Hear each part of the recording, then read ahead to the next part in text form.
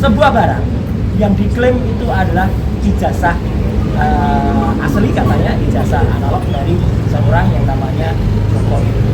Jadi insya Allah hasil dari kami tentang 99,9% palsu itu tidak berubah, tidak bergeser satu milim.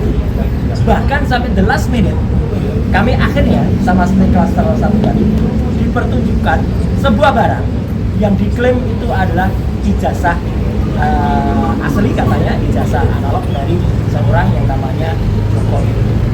Saya harus berkata dengan terus terang, saya bukan hanya hobi komputer, saya adalah seorang tukang potret sejak zaman analog. Saya memotret sejak zaman film seluloid, dan saya bukan hanya bekerja di lapangan sebagai tukang foto.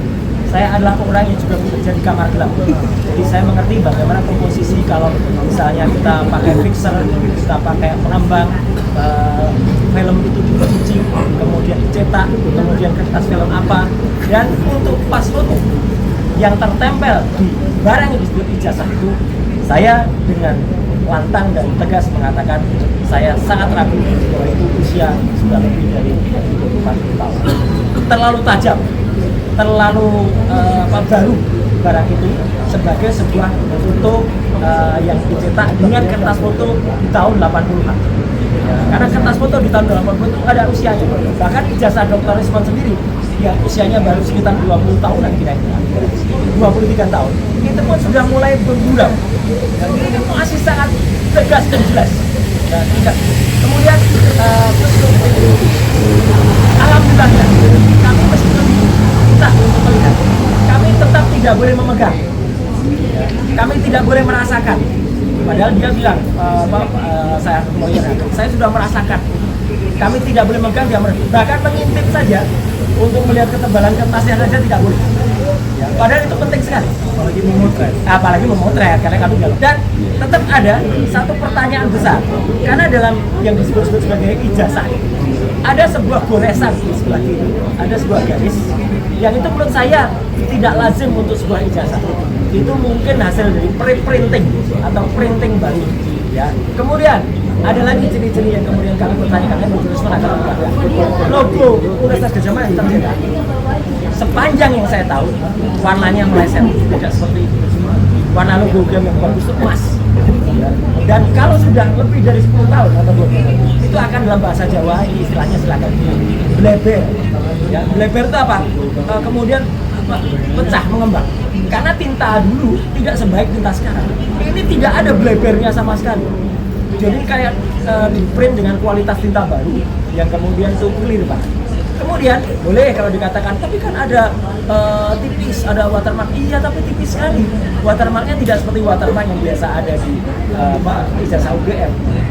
Embossnya juga tidak. Saya mau memegang embossnya nggak boleh.